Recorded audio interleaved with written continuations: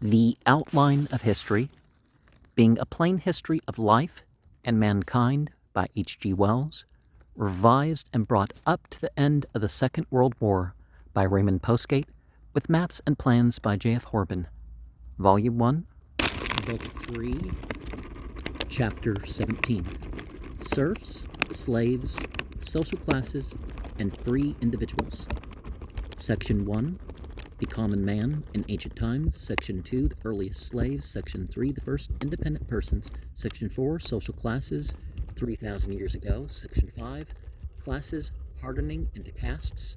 Section 6, Caste in India. Section 7, The System of Mandarins. Section 8, A Summary of 10,000 Years. Section 9, Plastic and Pictorial Art in the Ancient World. Section 10, Literature, Drama, and Music in the Ancient World. 1.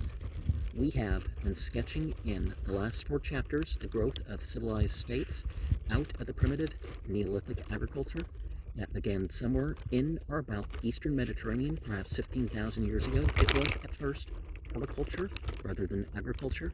It was done with the hoe before the plow, and at first it was quite supplementary to the hunting and sheep, goat, and cattle, tending that made the living of the family tribe. We have traced the broad outlines of the development in regions of exceptional fruitfulness of the first settled village communities into more populous towns and cities, and the growth of the village shrine and the village medicine man into the city temple and the city priesthood. We have noticed the beginnings of organized war, first as a bickering between villages and then as a more disciplined struggle between the priest-king and god of one city and those of another. Our story has passed on with a gathering rapidity from the first indications of conquest and empire in Sumer, 5,000 or 6,000 BCE, to the spectacle of great empires growing up with roads and armies, with inscriptions and written documents, with educated priesthoods and kings and rulers sustained by a tradition already ancient. We have seen Egypt following the same course. We have traced in broad outline the appearance and conflicts and replacements of these empires of the great rivers.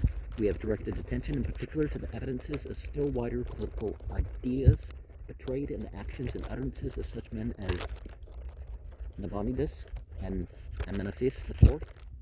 It has been an outline of the accumulations of vast human experience for 10 or 15,000 years, a vast space of time in comparison with all subsequent history, but a brief period when we measure it against the succession of endless generations that intervenes between us and the first flint-using human creatures of the Pleistocene dawn. But for these last 4 chapters, we have been writing almost entirely not about mankind generally, but only about the men who thought, the men who could draw and read and write, the men who were altering their world beneath their activities, what was the life of the minute multitude. The life of the common man was, of course, affected and changed by these things, just as the lives of the domestic animals and the face of the cultivated country were changed. But for the most part, it was a change suffered, and not a change in which the common man upon the land had any voice or right. Reading and writing were not yet for the likes of him. He went on cultivating his patch, loving his wife and children, beating his dog, and tending his beasts. You really have to beat the dog? Grumbling at hard times, fearing the increasing magic of the priests and the growing power of the gods, desiring little more except to be left alone by the powers above him. So he was in 10,000 BCE. So he was unchanged in nature and outlook in the time of Alexander the Great. So, over the greater part of the world, he remains today. He got rather better tools, better seeds, better methods, a slightly sounder shelter. He bartered his produce in a more organized market as civilization progressed. But a certain freedom and a certain equality passed out of human life, where men ceased to wander, men paid in liberty, and they paid in toil for safety, shelter, and regular meals. By imperceptible degrees, the common man found the patch he cultivated was not his own. It belonged to the god, and he had to pay a fraction of his produce to the god, or the god had given it to the king, who exacted his rent and tax, or the king had given it to an official, who was the lord of the common man, and sometimes the god, or the king, or the noble had work to be done, and then the common man had to leave his patch and work for his master. How far the patch he cultivated was his own was never very clear. In ancient Assyria, the land seems to have been held as a sort of freehold, and the occupier paid taxes. In Babylonia, the land was God's, and he permitted the cultivator to work thereon. In Egypt, the temples, or Pharaoh the god, or the nobles under the Pharaoh, were the owners and rent receivers, but the cultivator was not a slave, he was a peasant, and only bound to the land insofar that there was nothing else for him to do but cultivate, and nowhere else for him to go. He lived in a village or town and went out to his work. The village, to begin with, was often merely a big household of related people under a patriarch, headman. The early town, a group of householders under its elders. There was a process of enslavement. As civilization grew, the headmen and leaderly men grew in power and authority, and the common man did not keep pace with them. He fell by imperceptible degrees into a tradition of dependence and subordination. On the whole, the common men were fairly content to live under lord or king or god and obey their bidding. It was safer, it was easier. All animals and man is no exception begin life as dependents. Most men never shake themselves loose from the desire for leading and protection. Most men accept such conditions as they are born to without further question. In Rustic's religion and thought, in ancient Egypt, he gives various stories and passages to show that before 2000 BCE there was social discontent. When did that ever stop, though? But it was a naive, unrevolutionary discontent. There are complaints that men are treacherous and that judges are unjust. Rich men are capricious and exacting, and do not pity and help the poor. There are quarrels about the scale of payment, and strikes against bad food and harsh conditions. But there is no question of the right of Pharaoh to rule, nor of the righteousness of riches. There is no challenge to the social order. Never do the complaints materialize.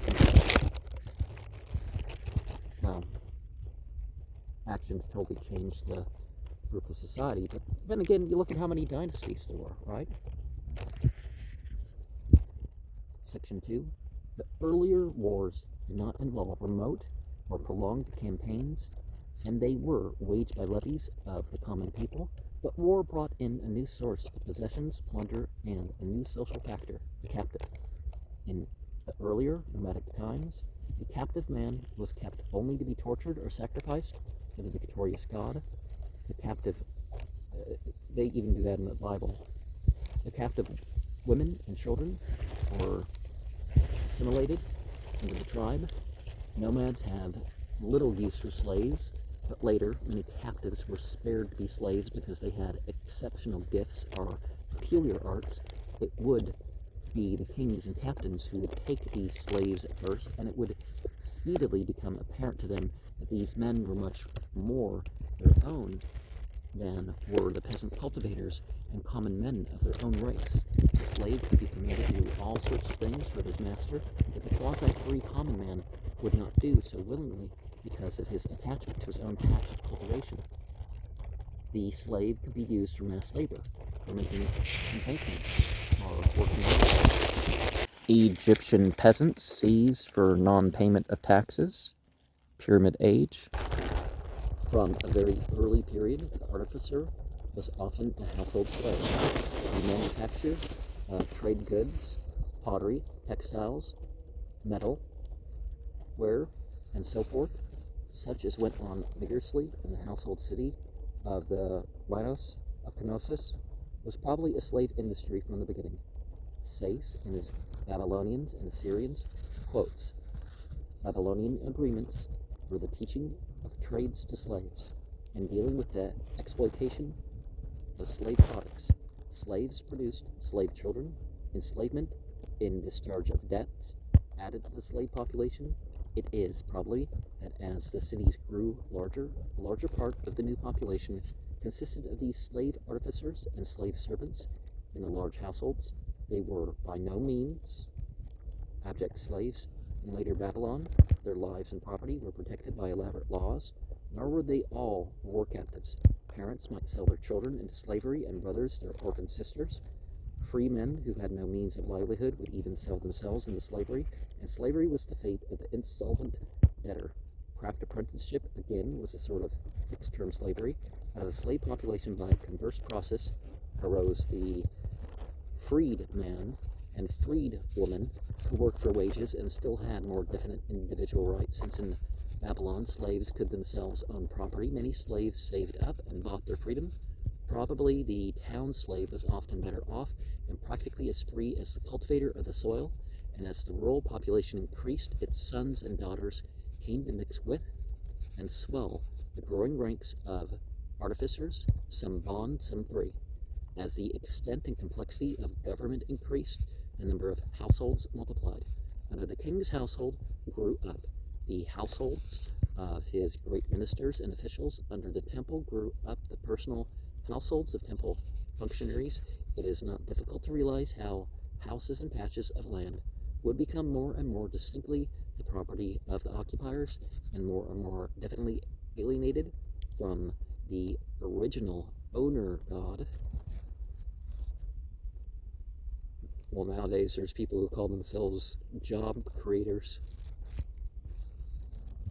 I mean, you're an employer, don't, the earlier empires in Egypt and China both passed into a feudal stage in which families, originally official, became for a time independent noble families. In the latter stages of Babylonian civilization, we find an increasing propertied class of people appearing in the social structure. Neither slaves nor peasants nor priests nor officials, but widows and descendants of such people are successful traders and the like, and all masterless folk. Traders came in from the outside. Babylon was full of Aramean traders who had great establishments with slaves, freedmen, employees of all sorts. Their bookkeeping was a serious undertaking in a civilization without paper. It involved storing a great multitude of earthenware tablets in huge earthenware jars. On this gathering mixture of more or less free and attached people would live other people, traders, merchants, small dealers, catering for their needs. Sayce gives the particulars of an agreement for the setting up and stocking of a tavern and beer house, for example. The passer-by, a man who happened to be about, had come into existence.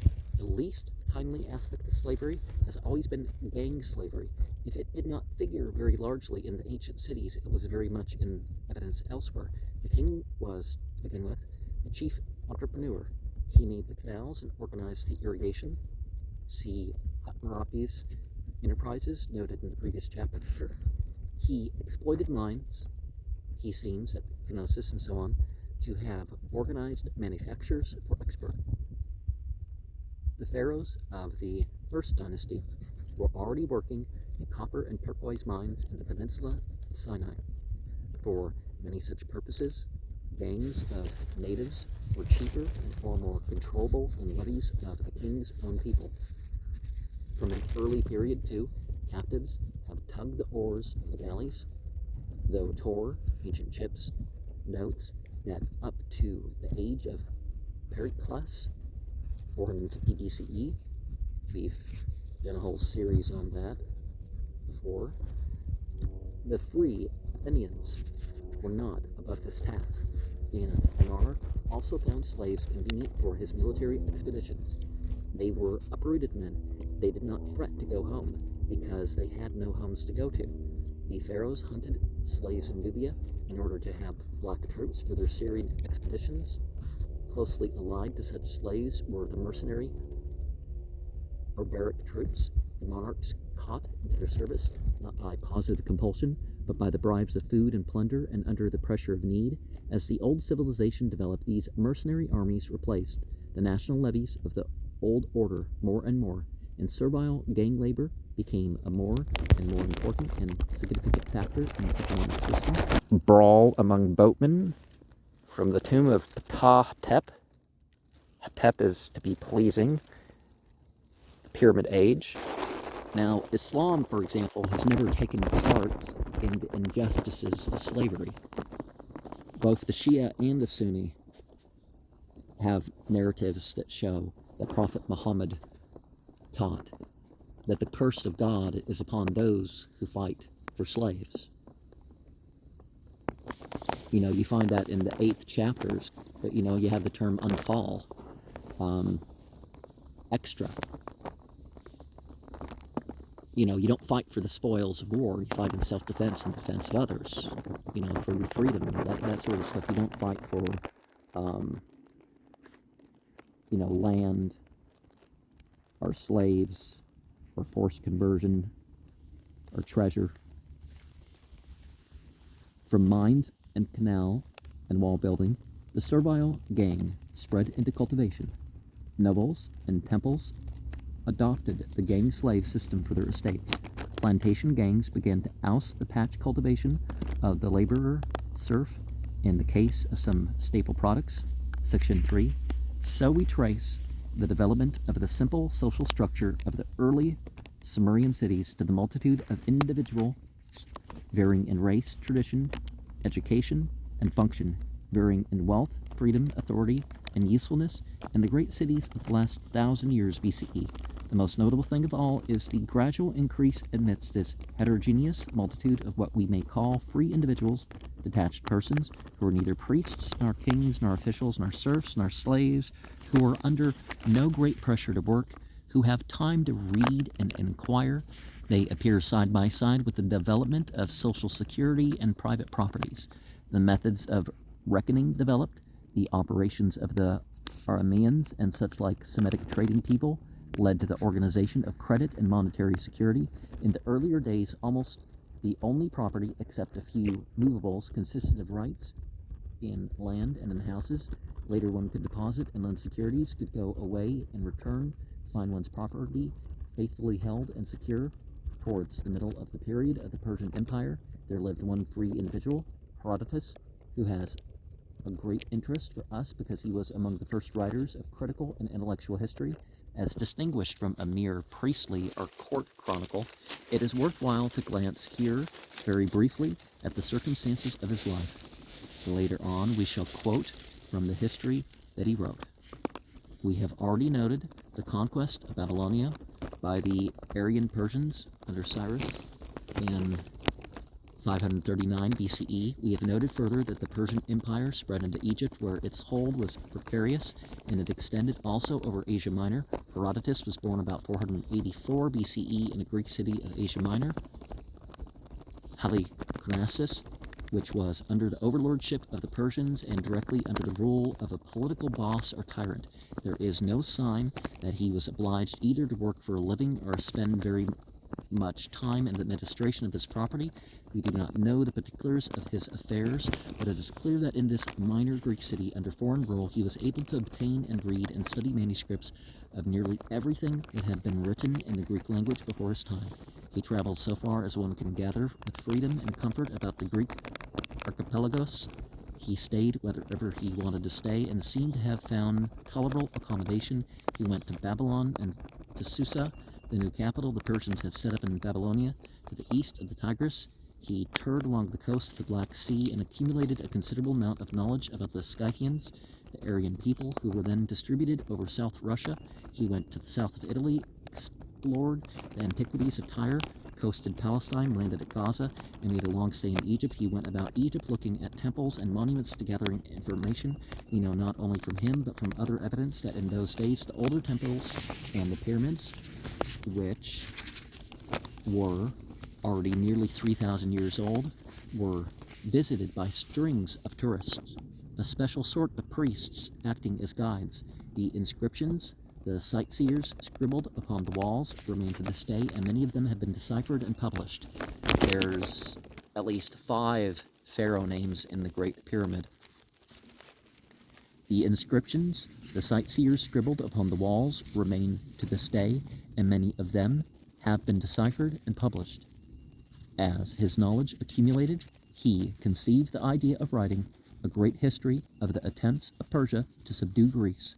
But in order to introduce that history, he composed an account of the past of Greece, Persia, Assyria, Babylonia, Egypt, Scythia, Hyperborea, and the geography and peoples of those countries.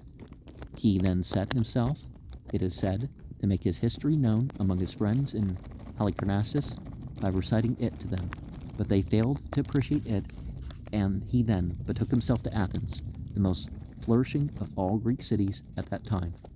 There his work was received with applause. We find him in the center of a brilliant circle of intelligence and active-minded people, and the city authorities voted him a reward of 10 talents, a sum of money equivalent to 2,400. I think is that lyres or is that euros? I don't think that's euros. I think it's a lyre. In recognition of his literary achievement. Yeah, it's probably lira. But we will not complete the biography of this most interesting man, nor will we enter into any criticism of his garrulous, marvel-telling, and most entertaining history. It is a book to which all intelligent readers come sooner or later, abounding as it does in illuminating errors and Boswellian charm. We give these particulars here simply to show that in the 5th century BCE, a new factor was becoming evident in human affairs. Reading and writing had already escaped from the temple precincts and the ranks of the court scribes. Record was no longer confined to court and temple. A new sort of people, these people of leisure and independent means, were asking questions, exchanging knowledge and views, and developing ideas. So beneath the march of armies and the policies of monarchs, and above the common lives of illiterate and incurious men, we note the beginnings of what is becoming at last nowadays a dominant power in human affairs, the free intelligence of mankind.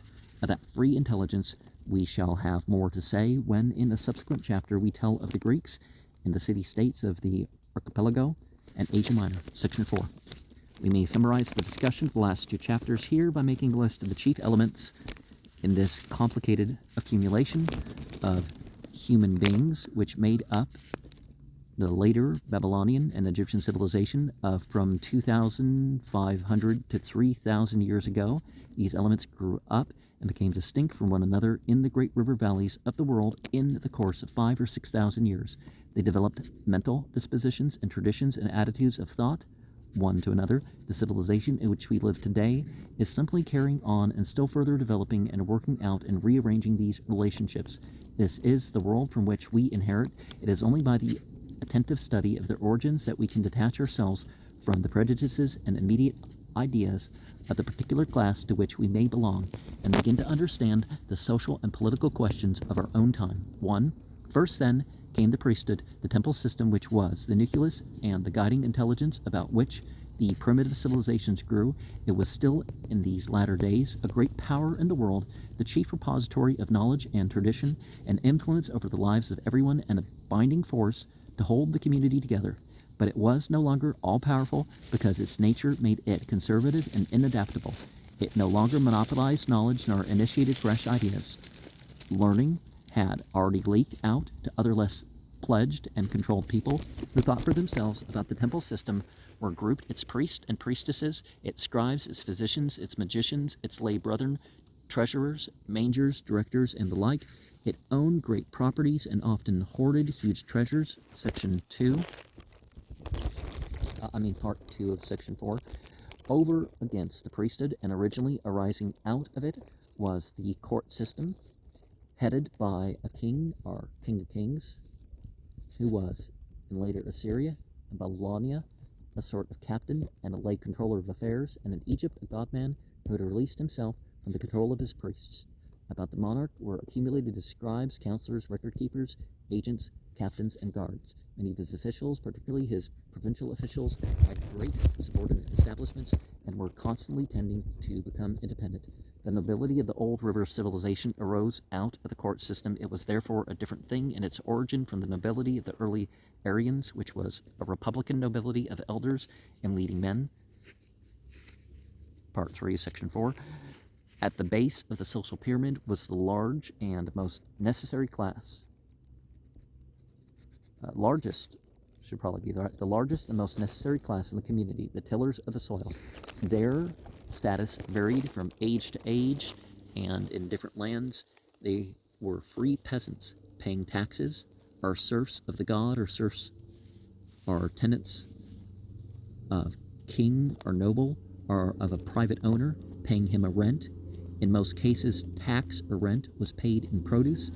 In the states of the river valleys, they were high cultivators, cultivating comparatively small holdings. They lived together for safety in villages and had a common interest in maintaining their irrigation channels and a sense of community in their village life. The cultivation of the soil is an exacting occupation. The seasons and the harvest sunsets will not wait for men. Children can be utilized at an early age, and so the cultivator class is generally a poorly educated, close toiling class, superstitious by reason of ignorance and upon the uncertainty of the seasons, ill-informed and easily put upon. It is capable at times of great passive resistance, but it has no purpose in its round but crops and crops to keep out of debt and hoard against bad times, so it has remained to our own days over the greater part of Europe and Asia. Foot soldier, brewer, musician, servant carrying baggage, statues from middle-class Egyptian tombs showing low-class social types in the ancient communities. 4 differing widely in origin and quality from the tillers of the soil was the artisan class.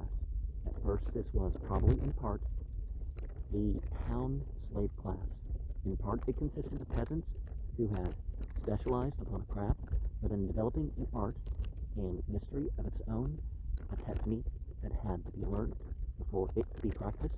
Each sort of craft probably developed a certain independence and a certain sense of community of its own. The artisans were able to get together and discuss their affairs more readily than the toilers on the land, and they were able to form guilds to restrict output and maintain rates of pay and protect the common interests.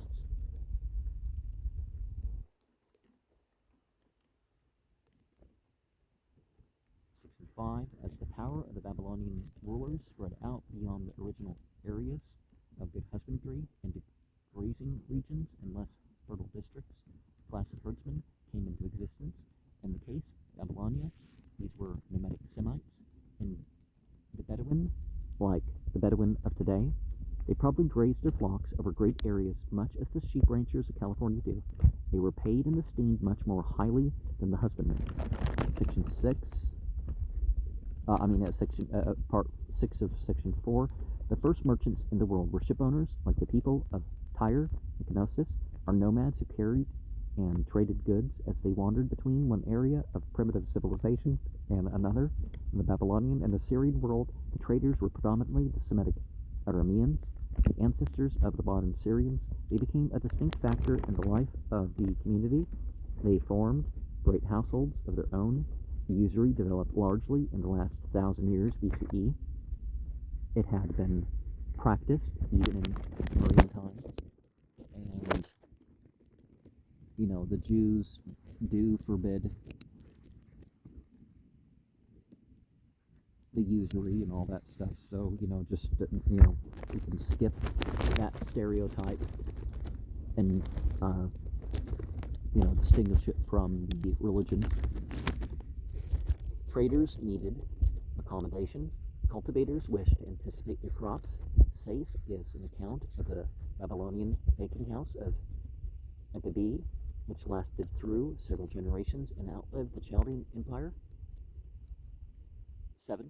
A class of small realtors, one must suppose, came into existence with the complication of society during the latter days of first empires, but it was not probably of any great importance. Part 8. A growing class of independent property owners. Part 9. As the amenities of life increased, there grew up in the court, temples, and prosperous private houses a class of domestic servants, slaves or freed slaves, or young peasants taken into the household. And we see one of the things nowadays, like in the picture, you think the celebrities and the musician, whether they're musicians or whatever they are, that they're not still considered of that class, and that they're not to promote the agenda of someone else and all that. 10 gang workers. These were prisoners of war or debt slaves or impressed or deported men. 11 mercenary soldiers. These also were often captives or impressed men. Sometimes they were enlisted for friendly foreign populations in which the military spirit still prevailed. 12 seamen. In modern political and economic discussions, we are apt to talk rather glibly of labor. Much has been made of the solidarity of labor and its sense of community, particularly among men, right? It is well to note that in these first civilizations, what we speak of as labor is represented by 5 distinct classes, similar in origin, traditions, and outlook, namely classes 3, 4, 5, 9, 10, and the ore-tugging part of 12. The solidarity of labor is, we shall find when we come to study the mechanical revolution of the 19th century, the Common Era, a new idea and a new possibility in human affairs. Section 5. Let us, before leaving this discussion of the social classes that were developing in these first civilizations, devote a little attention to their fixity. How far did they stand aloof from each other? And how far did they intermingle? So far as the classes we have counted as 9, 10, 11, and 12 go, the servants and gang laborers and slaves, the gang soldiers, and to a lesser extent the sailors, or at any rate the galley rowers among the sailors, they were largely recruited classes. They did not readily and easily form homes. They were not distinctively breeding classes. They were probably replenished generation after generation by captives, by the failures of other classes, and especially from the failures of the class of small realtors, by persuasion and impressment from among the others. Now, criminal justice and stuff has sort of replaced that in a way, is that it's not about justice, it's about keeping those people working the prison line for pennies when they would be getting hundreds of dollars a day.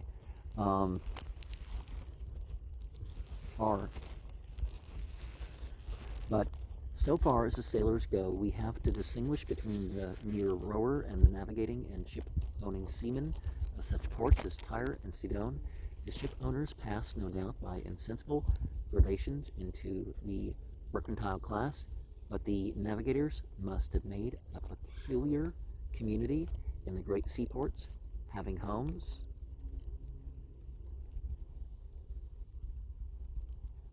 there and handing on the secrets of seacraft to their sons. The 8th class we have distinguished was certainly a precarious class, continually increased by the accession of the heirs and dependents, the widows and retired members of the wealthy and powerful, and continually diminished by the deaths or speculative losses of these people, and the dispersal of their properties. The priests and priestesses, too, so far as all this world west of India went, were not a very reproductive class. Many priesthoods were celibate, and that class, too, may also be counted as a recruited class, nor are servants, as a rule, reproductive. They live in the households of other people. They do not have households and rear large families of their own. This leaves us as the really vital classes of the ancient civilized community. A, the royal and aristocratic class, officials, military officers, and the like. B, the mercantile class. C, the town artisans. D, the cultivators of the soil. And E, the herdsmen. Each of these classes reared its own children in its own fashion, and so naturally kept itself more or less continuously distinct from the others. General education was not organized in those ancient states. Education was mainly a household matter, and it is still in many parts of India today. And so it was natural and necessary for the sons to follow in the footsteps of their father, and to marry women accustomed to their own sort of household. Except during times of great political disturbance, therefore, There would be a natural and continuous separation of classes, which would not, however, prevent exceptional individuals from intermarrying or passing from one class to another. Poor aristocrats would marry rich members of the mercantile class, and vicious herdsmen, artisans, or sailors would become rich merchants. So far as one can gather, that was the general state of affairs in both Egypt and Babylonia. The idea was formerly entertained that in Egypt there was a fixity of classes, but this appears to be a misconception due to a misreading of Herodotus. The only exclusive class in Egypt which did not intermarry was the semi-divine royal family. At various points in the social system, there were probably developments of exclusiveness and actual bearing out of interlopers. Artisans of particular crafts possessing secrets, for example, have among all races and all ages tended to develop guild organizations restricting the practice of the craft and the marriage of members outside of their guild.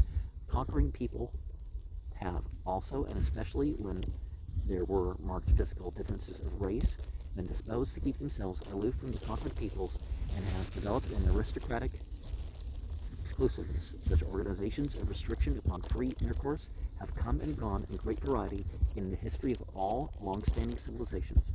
The natural boundaries of function were always there, but sometimes they have been drawn sharply and laid stress upon, and sometimes they have been made little of. There has been a general tendency among the Aryan peoples to distinguish noble patrician from common plebeian families. The traces of it are evident throughout the literature and life of Europe today, and it has received a picturesque enforcement in the science of heraldry. This tradition is still active even in democratic America. Well, America's never been a democracy, if you know anything about politics, but Germany, the most methodical of European countries, had in the Middle Ages a very clear conception of the fixity of such distinctions. Below the princes, who themselves constituted an exclusive class which did not marry beneath itself, there were the A knights, the military and official caste with heraldic coats of arms, B and C, the workerstand, the merchants, shipping people, and artisans, and D, the baronstand, the cultivating serfs or peasants. Medieval Germany went as far as any of the Western heirs of the first great civilizations towards a fixation of classes. The idea is far less congenial both to the English-speaking people and to the French and Italians, who by a sort of instinct favor a free movement from class to class. Such exclusive ideas began at first among and were promoted chiefly by the upper classes, but it is a natural response and a natural nemesis to such ideas that the mass of the excluded should presently range themselves in antagonism to their superiors. It was in Germany, as we shall see in the concluding chapters of this story, that the conception of a natural and necessary conflict, the class war between the miscellaneous multitudes, the disinherited, the class-conscious proletariat of the Marxist, and the rulers and merchants first arose. It was an idea more acceptable to the German mind than to the British or French. But before we come to that conflict, we must traverse a long history of many centuries. Section 6.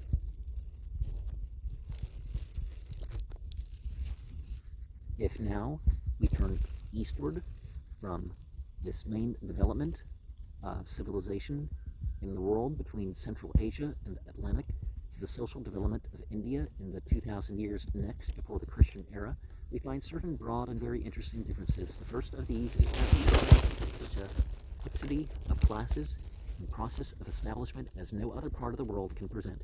This fixity of classes is known to Europeans as the Institute of Caste, from casta, or of Portuguese origin. The Indian word is varna, color. Well, they also have ashram, but its origins are still in complete obscurity.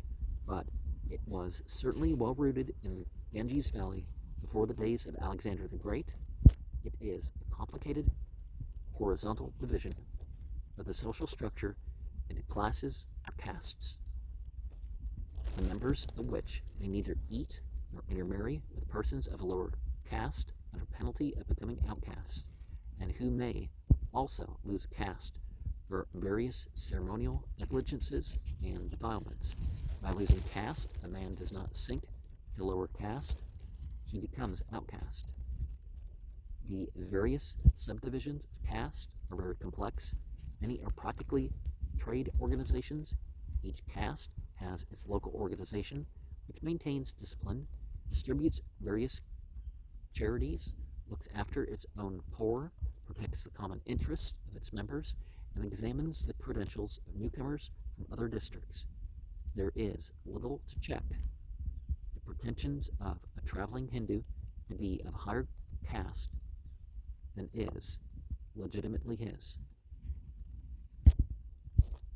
Originally, the four main castes seem to have been the Brahmins, the priests and teachers, the Kshatriyas, the warriors. Things used to be a service nobility, right? The Vaisyas, herdsmen, moneylenders, merchants, and owners, the Sudras, and the outside the castes, the Pariahs. But these primary divisions have long been complicated by subdivision into a multitude of minor castes, all exclusive, each holding its members to one definite way of living and one group of associates.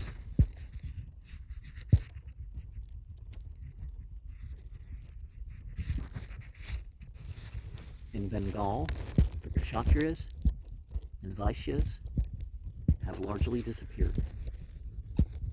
But this is too intricate a question for us to deal with here in any detail. Next to this extraordinary vision and complication of the social body, we have to note that the Brahmins, the priests and teachers of the Indian world, unlike so many Western priesthoods, are a marrying, reproductive, and exclusive class, taking no recruits from any other social stratum. Whatever may have been the original incentive to this extensive fixation of class in India, there can be little doubt of the role played by the Brahmins as the custodians of tradition and the only teachers of the people and sustaining it.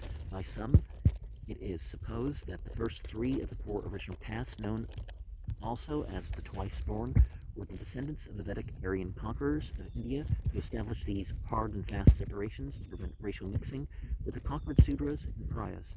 The Sudras are represented as a previous wave of northern conquerors, and the Pariahs are the original Dravidian inhabitants of India, but these speculations are not universally accepted, and it is perhaps rather the case that the uniform conditions of life in the Ganges Valley throughout the long centuries served to stereotype a difference of classes that have never had the same steadfastness of definition under the more various and variable conditions of the greater world to the west.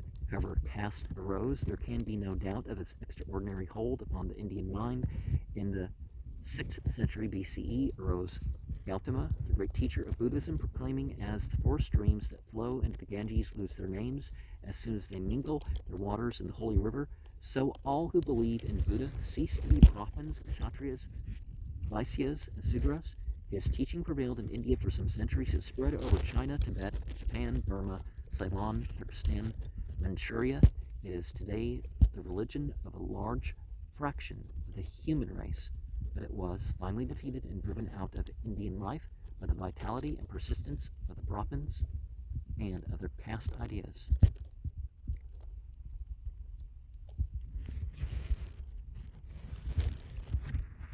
Section 7.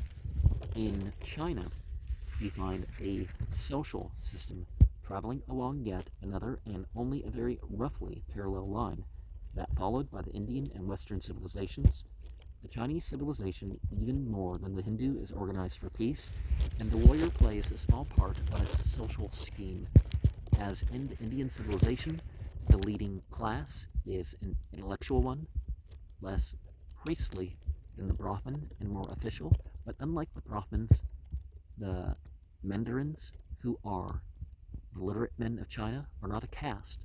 One is not a Mandarin by birth, but by education. Mandarins are drawn by education and examination from all classes of the community. The Uthmani Turks at times did that,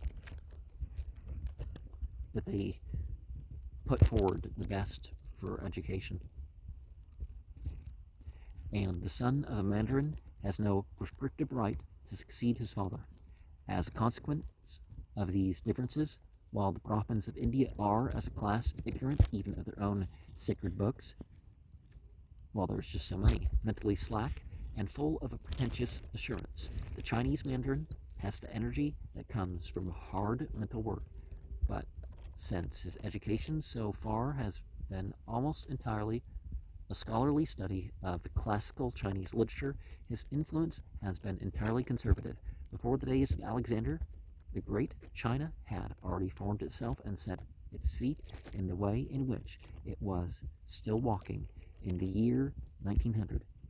Invaders and dynasties have come and gone, but the routine of life of the yellow civilization has remained unchanged. Nowadays we probably would call them yellow, but the traditional Chinese social system recognized four main classes below the priest emperor. A, the literary class, which was equivalent partly to the officials of the Western world and partly to its teachers and clerics. In the time of Confucius, its education included archery and horsemanship, rites of music, history, and mathematics, completed the six accomplishments. B, the cultivators of the land.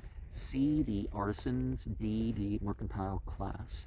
But since from the earliest times, it has been the Chinese way to divide the landed possessions of a man among all his sons. There has never been in China's history any class of great landowners renting their land to tenants, such as most other countries have displayed.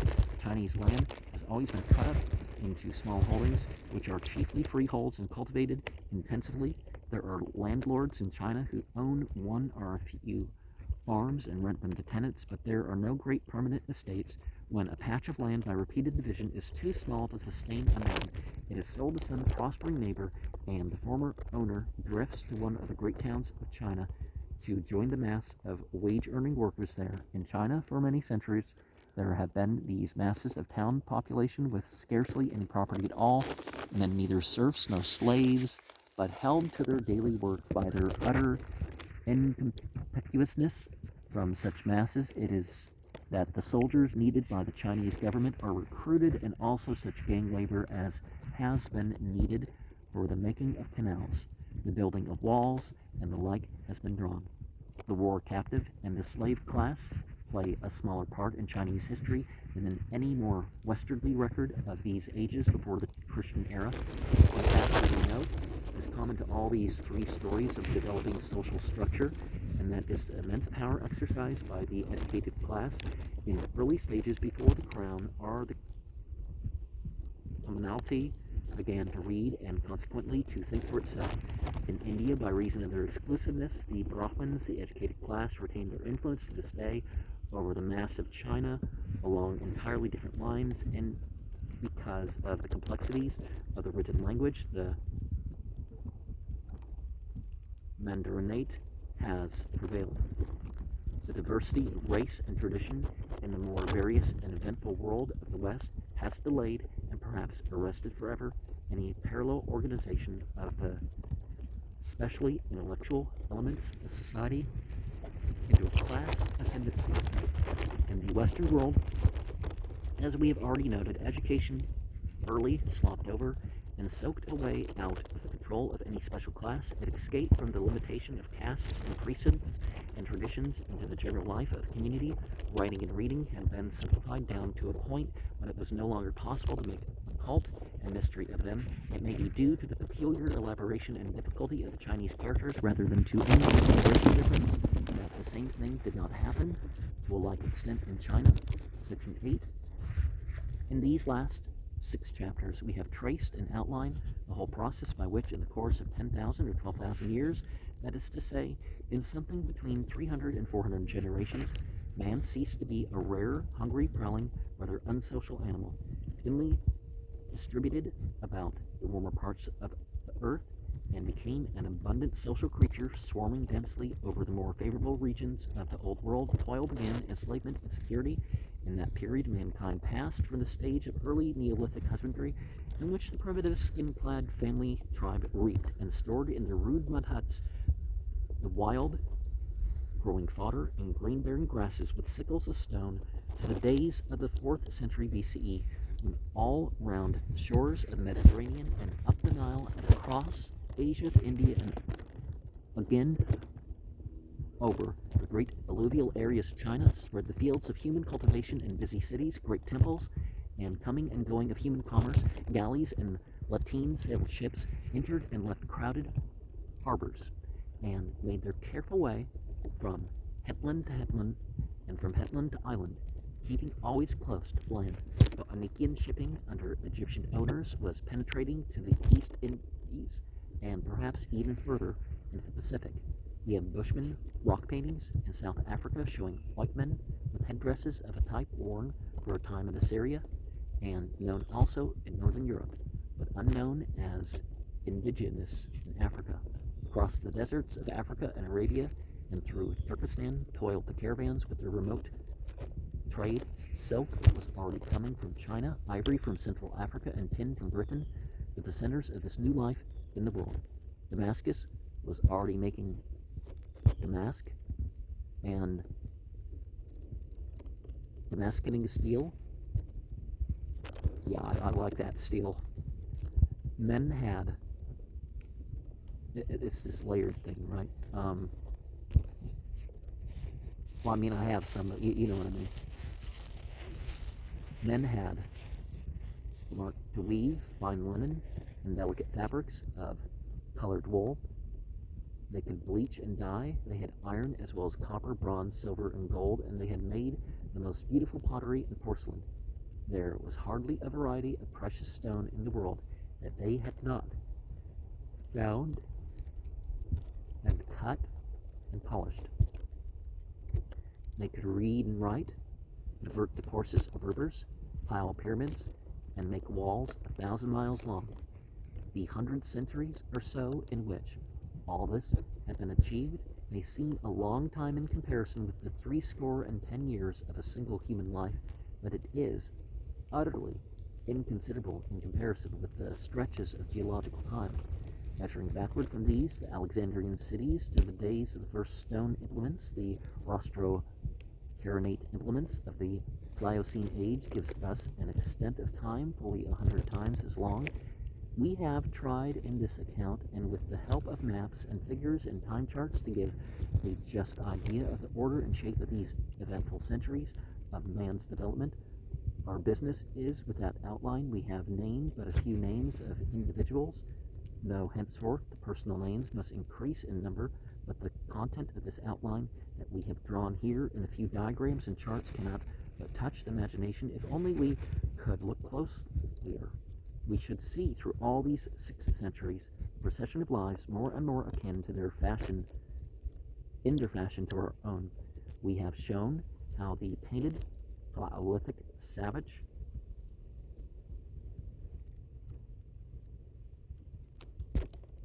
I think modern man with more of a choice is probably more of a savage, but gave place to the Neolithic cultivator, a type of man still to be found in the backward places of the world.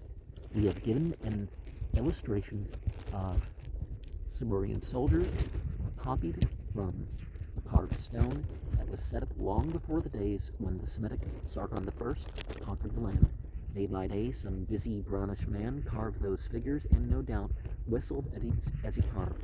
In those days, the plain of the Egyptian Delta was crowded with gangs of swarthy workmen unloading the stone that had come down the Nile to add a fresh course to the current pyramid. One might paint 1,000 scenes in those pages of some hawker merchant in Egypt spreading his stock of Babylonish garments before the eyes of some pretty rich lady, of a miscellaneous crowd swarming between the pylons to some temple festival at Thebes, of an excited, dark-eyed audience of Cretans,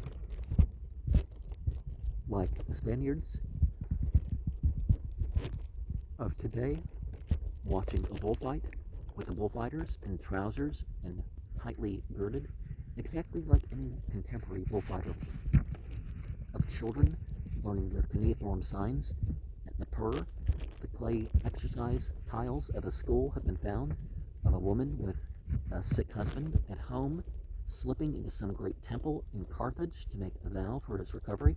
Or perhaps it is a wild Greek skin-clad and armored with a bronze axe, standing motionless on some Illyrian mounting crest, struck with amazement at his first vision of a many-oared Cretan galley crawling like a great insect across the amethystine mirror of Adriatic Sea.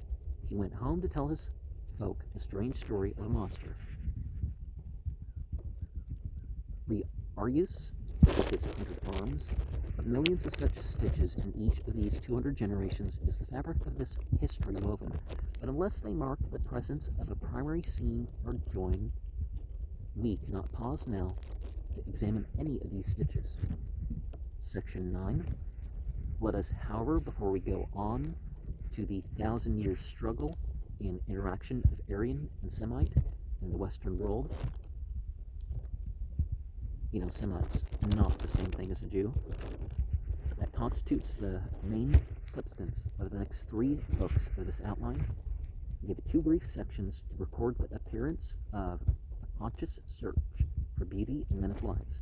In 2 books, we have told how man arose from the condition of a wandering rare animal to the multitudinous, toilsome, but secured and more abundant life of civilization. For a fortunate minority, civilization meant great releases of energy. For all, it meant a certain freedom from urgent feet and necessity, and the released energy flowed into a prolongation of play, into the adult life, and into a conscious search for delights. Man ceased to be wholly occupied in the search for food and shelter. He lifted his eyes to beauty. Even the Neanderthaler animal was not wholly a beast. It collected shells and curious stones and such like odd things and wore them, it would seem, for pleasure and adornment. In the latter Paleolithic time there was, as we have noted already, a considerable outbreak of drawing and carving. These things were done for pleasure, no doubt. They also had a magic significance that was inevitable. There is an incurable tendency in the human mind to overload things with personal significance. To this day, people feel that jewels or ornaments are lucky or unlucky, and no doubt Paleolithic man thought that his drawings of animals had a propitious effect on the game, but some of his statues were manifestly burlesque. Much stress has been laid on the fact that a great proportion of the Paleolithic paintings and drawings that have survived are in dark caves and obscure corners, but these may only be a small remnant of the decoration with which early man covered the trees and rocks of his time. The exposed would have been destroyed naturally in a few years. Later, Paleolithic man drew and carved. He danced, as his drawings testify, and dancing seems to imply rhythmic shoutings and beatings. Here are the first factors of fine art and music. The shelter that he built and the huts and holes early Neolithic man were, however, sternly utilitarian. It was only as civilization dawned and a considerable accumulation of population was achieved that the shrine and the headman's hut began to be something more than mere shelters, and conscious architecture began. Insensibly, men came to feel that a building might have dignity and mystery, might impress by its grace and beauty. Perhaps the most considerable building effort Stone Age man ever made were the barrows in which great men were interred. Always there was a central chamber of big piled stones, and then earth or mud brick. The great pyramids of Egypt, those vast, graceless bulks, are essentially huge barrows of stone. Silbury Hill in England is an earth pyramid. These accumulations were oriented with great care. The Egyptian pyramids indicate considerable mechanical skill as well as a stupendous mass effort, but one can scarcely speak of architecture in connection with these piles. The architects of the Mesopotamian region and those of the Nile Valley began with very little knowledge of each other's activities and had little or no influence upon each other. Their first forms were in each case determined by the peculiarities of sun-dried mud bricks and timber. The Sumerian, however, had little stone available. The Egyptian, on the other hand, had abundant and various stone close at hand, easily quarried and easily got to the Nile. Sun-dried bricks are compressible. They necessitate the broadening out of the walls at the base, and both the Sumerian, Babylonian, and the Egyptian buildings have that sloping of the outer wall that gives them their distinctive air of dignified permanence. The inner passages were narrow because of the yet unmastered difficulties of carrying a roof. In Samaria, important buildings developed into the ziggurat form, which continued to be characteristic of this region. A ziggurat is a staged, many-story building. Each story is narrower than the one below and has a terrace about it with staircases. The softer brick is faced with piles and harder burnt brick. The remains were now excavated. In these regions are only the stumps of the original buildings, which often towered to 7 or 8 stories. Pillars were rarely or never used in the earlier Mesopotamian architecture. There was no suitable material, and the chambers seemed generally to have been vaulted, not with arches, but with each course of bricks on the massive wall coming in a little more than one below. There are, however, massive brick pillars in Sumerian buildings at Ur and Kish. Decorative effects were got with buttresses and brick panels, stucco and terracotta plays, in large part in ornamental work. Stone appears in caved slabs, and for such like special uses. It is only when we reach Assyrian architecture that we come into the stone region, and the buildings begin to be faced with stone masonry and freely adorned with stone. It is only when communications have developed with Egypt in the 2nd millennium BCE that the stone pillar appears in the Euphrates-Tigris region. The Egyptian architecture never produced many storied piles of the ziggurat type, except the pyramids, obelisks, and pylons. Egyptian architecture kept broad and low. The stone appears first as a substitute for wood. Stone lintels and beams replaced wooden ones and imitate their shapes. Wooden supports give place to rounded pillars of stone, upon which pillars the forms of men and animals are presently painted or carved in relief. One early temple, the Temple of the Sphinx, near to and contemporary with the pyramids, is largely carved out of the living rock. It has no columns. Columns and colonnades appear about the time of the 12th dynasty. The great days of the Egyptian style were in the time of the 18th dynasty. To that period, we owe the huge assembly of temple buildings at Thebes. The 19th dynasty was also a great dynasty of builders. Sculpture and painting were at first entirely accessory to the master art of architecture in both centers of civilization. Sculpture began as relief, and as the carved pylon painting filled the panel and covered the blank wall. To the dry Egyptian climate, we owe the preservation of great spaces of wonderfully painted surface, representing 1,000 aspects of everyday Egyptian life and revealing much of the thought and imagination of these people. The records of Assyria and Babylon are sparing in comparison. Well, we find out they're a lot more detailed than we realize. That again, architecture has a distinctive quality of its own, but on the whole, it is closer to the Egyptian than to the Babylonian in spirit.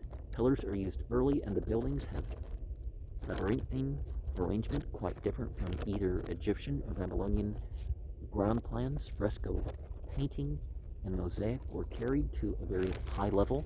While these 3 great arts developed there, was also in all these civilizations an enormous output of cuts and engraved gems, goldsmiths' work and other metalwork, small statuettes, models, and such like toys and ornaments, seats, beds, thrones, graceful furnishings, wood and ivory carving were beautifully done. Crete was particularly productive of beautiful goldwork and of pottery. Cretan vases were traded all over the ancient Orient. Section 10. Imaginative literature and music do not seem to have been so highly developed in the ancient civilizations as the arts that appeal to the eye. Tale-telling has been an important living thing in human life since speech began, and the most important elements of prose literature, a sense of phrase, invention, character study, are to be found wherever 2 or 3 women of any race gossip together. Dreams, very often monstrous and embodying the reactions against the necessary suppressions of primitive society, supplied a fantastic element in the early tale. Tales have always eked themselves out by dramatic gestures and interludes, except among the very coldest and most restrained people. And from an early age, the memory of great events, the procedure of great occasions, was sustained by periodic narrative dances in which speech and chant imitation, rhythmic movement, and instrumental sound were inextricably interwoven. These things were in human life before civilization, and the familiar forms of story and sketch and homely dance went on, no doubt, among the common folk of ancient civilizations when the periodic commemorations were exalted to become the ceremonial of the temples. But though the priests took up various systems of legends, the creation story, for example, and expanded many of the primitive fables into a complex mythology, they do not seem to have cast them into molds of beautiful language. The spectacle was the thing. Neither in Egypt nor in Babylonia was there any serious development of the drama as such. The peasants had their show perhaps, but no one else heeded it. The possible dramatic developments of the Idaean peoples we do not yet understand sufficiently to discuss. Perhaps they had no drama. They had exhibitions of a crueler, intenser interest. The bullfight was a common entertainment. The probably kindred Etruscans, like the pre-European American civilizations, entertained themselves by butchering slaves and making captives fight for life before them. There's some of the same stuff going on. People like to pretend it's not, but enough people have given testimony, and enough things have been found by law enforcement to indicate the truth of it. The writer is unable to discover any record at all of the professional storytellers or story chanters in the life of these old civilizations, even in the village life. If there were no professional memorizers, well, most memorization of scripture is completely voluntary, not for money. We think of a couple preachers that have learned huge chunks of the Bible, and well, they're doing it for money. It's like, but not everybody does it for money. Then, until the art of writing had developed, there could be little expansion of literary art. People would have flashes of happy expression, but they would not be preserved to grow into a literary method and tradition. We kind of find it contrary. The earliest Egyptian writings seem to be charms and other recipes, moral aphorisms, bare records. The people of both Egypt and Sumer probably took themselves for granted to an amazing extent, and after childhood indulged very rarely in wonder or dreams of adventure. They were simple, practical peoples. Even about death, the Egyptians were astoundingly practical. They furnished forth the dead with care and comfort. The greatest Egyptian tale was the story, told with 100 variations, of the journey of the departed soul to Osiris. It was a simple, moral, unmetaphysical Baedeker of the other world, the Book of the Dead. The Jews were yet to develop their book, the first book of power in the world, the Bible. Well, far from it, we know now, which, as I shall tell, effected a synthesis of many of the shattered elements of the old Semitic world. The Aryans were residing in their woodlands, but they had not yet learned to write down the tales and hymns of their singers. In all the ancient world, music never became detached and an art in itself. Well, there's evidence of runes going back tens of thousands of years earlier than people tend to admit. Oh, it's only 2,000. What's that stuff from 26,450? It was always ancillary to chant or dance. Ancient music had rhythm, had melody, but it had no harmonies. It was shouted or banged or blown, more or less in unison. Our people remembered the rhythm. Women and youths sang an octave higher than the men. Stamping, hand-clapping, primitive drumming helped. This is true also of the Jewish and Greek music up to the beginnings of the Christian era. Arab music still knows nothing of harmony. The music consists of rhythmical cadences with a rather monotonous melody. Voices, strings, cymbals go in unison to the incessant throb of the tambourines. This is probably a perfect survival of the music of Egypt and Babylon. The pictures and sculptures of the ancient civilizations representing musical performances suggest exactly that. The drum is shown in a variety of forms, and the timbrel or tambourine. The cymbals clashed. They are shown in a Syrian release, and the Egyptian sistrum gave a jangling undertow of melodious sounds. There were flutes and double flutes, flageolets and mouth organs. There were horns and metal trumpets, simple trumpets that merely uttered loud blasts at salient points. Finally, growing out of the Neolithic bow, there were a number of stringed instruments across which the player drew either his fingers or a plectrum. These were the lyre, the harp, the psaltery, the lute, the dulcimer. The lute enhanced its strings with a resonating gourd-shaped body. The mandolin has this shape also. The banjo is the lute's vulgar little descendant. The harp was perhaps the largest and best developed of ancient musical instruments. The dulcimer was a stringed instrument with a horizontal frame. Just as literature in the ancient world was unable to develop to the full because of the imperfect development of writing, so music was restrained by the want of a practicable notion. Men had much the same ears and imaginations then as now, but they could not keep hold of the subject or hand on their achievements to supply fresh points of departure to their successors. And 6,000 BC, 5,000, 4,000, 3,000, 2,000, 1,000, and then the Common Era. We have Western Europe, Eastern Mediterranean, Russia, Egypt, Judea, Arabia, Mesopotamia. Man at the Neolithic stage, the Bronze stage, iron weapons, death of Alexander the Great, and